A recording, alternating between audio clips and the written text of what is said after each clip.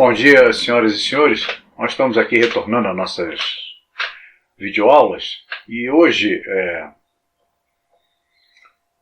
na realidade, nós estamos encerrando o módulo 2 de Geografia. Era para eu ter colocado essa aula ontem para os senhoras e senhores, mas eu tive problema com a internet aqui, fiquei com ela fora do ar há muito tempo. Então estamos retornando. Na realidade, o módulo já tinha sido encerrado. Eu estou apenas colocando mais uma ideia aí, um plus, né? Até porque me interessa falar sobre isso, porque os senhores fizeram uma avaliação recente, uma avaliação de treinamento, a última avaliação do PEP, né? E caiu uma questão sobre esse assunto aí. Uma questão sobre o Estreito de Hormuz, a ligação dele com a teoria do poder marítimo do Mahan. A importância do mar para ele, já na observação que ele faz, então ele precisa de uma força militar, e o destino manifesto americano, esse destino manifesto americano que ele usa para conquistar o oeste americano, ele vai usar também para a sua política externa. Tá? Nossa aula ela não vai ser uma aula muito grande, muito demorada, até porque a ideia não é essa, a ideia é passar algumas informações. Tá? Os objetivos de curto prazo dos americanos são novas bases militares, e ele persegue esse objetivo. E de longo prazo é a sua esfera de influência, manter a sua esfera de influência na União Europeia, na Rússia, na Ásia Oriental, né? E com isso ele vai traçar um paralelo com a ocupação da Heartland, né, que é da teoria do Mackinder, né?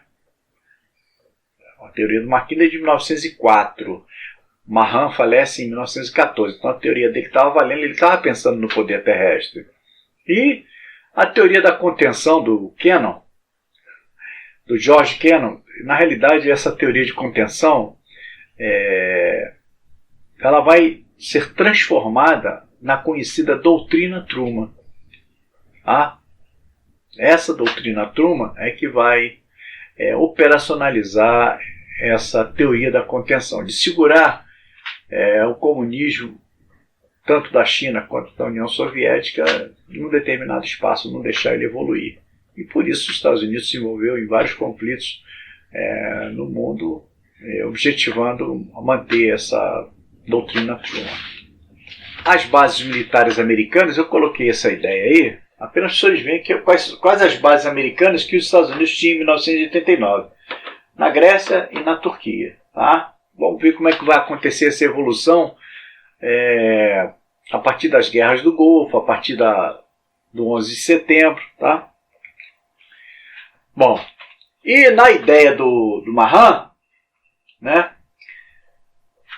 a privilegiada posição geográfica é um espectro geoestratégico. Então, 70% da superfície terrestre é no mar. A potência militar ela tem que dominar os mares. Se ela não dominar os mares, ela não está dominando nada. Então, não esqueçam que essas passagens e esses canais eles são muito importantes.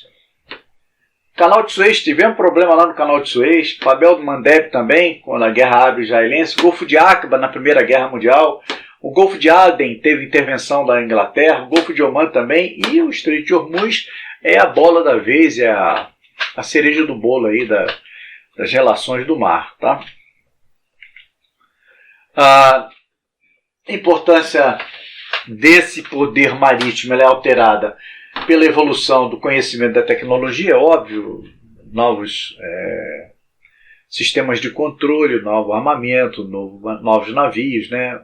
O submarino e a aviação, porque quando o Mahan estabelece a teoria dele, ele não vê o resultado da aplicação do submarino e do poder aéreo, porque ele falece antes, ele vai falecer em dezembro de 14 e a guerra começou em agosto. Então ele não vai conseguir ver isso, nem vai conseguir ver os Estados Unidos grandes. Tudo que o Mahan fala, ele está olhando para o Império Britânico. O que a Inglaterra conquistou por ter uma força naval poderosa, e é isso que ele queria para o país dele. Modificação do sistema econômico, nós saímos do mercantilismo do século XVII, XVIII, e partimos para capitalismo.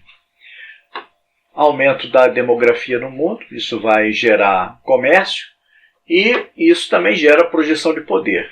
Aí vemos aí, olha só, aí já modifica, já a partir da década de 90, início da década de 2000, áreas produtoras de petróleo e bases militares americanas. Tá? Aumentou em muito. Não esqueci aí que em 91 já não eram mais essas quatro, já existiam mais bases aqui em Omã, no Catar, no Bahrein, não só na Arábia Saudita.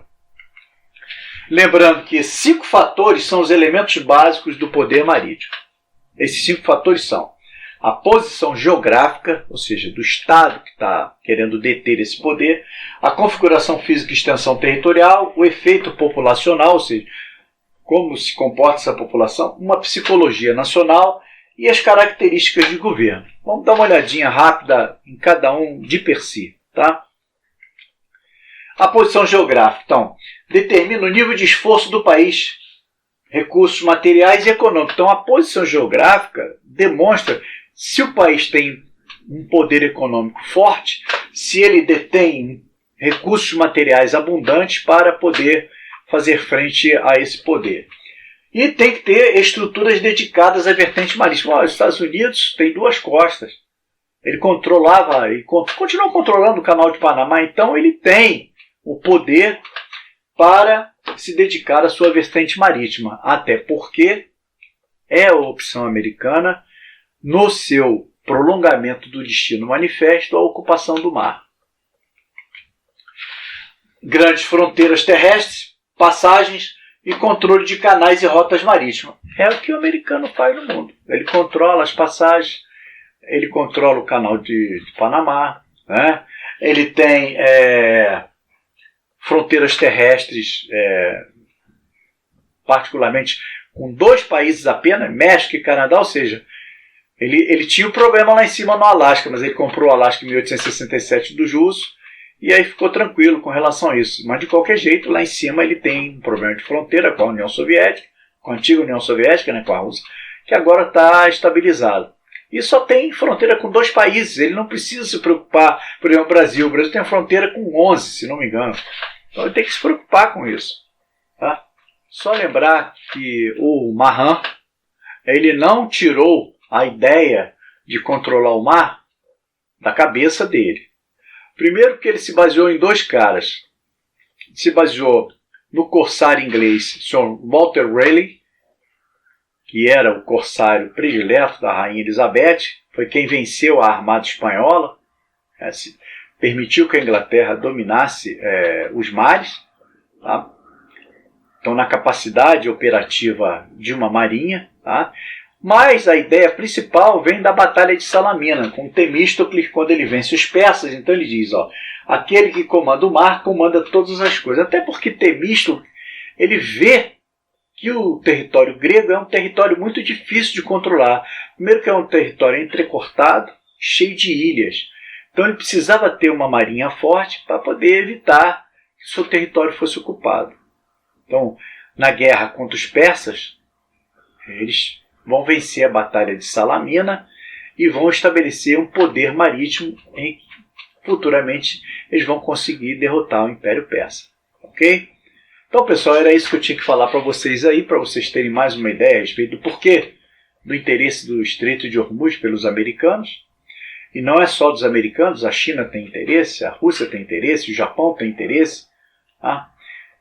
Que aquilo não fique fechado para o comércio internacional, para o transporte do petróleo. É fundamental que o Estreito de Hormuz seja ele ainda não foi internacionalizado, mas ele está num processo de internacionalização, até porque, apesar dele ser fechado, ou seja, ele está ali entre a Arábia Saudita e o Irã, ele não tem uma outra passagem para o outro lado.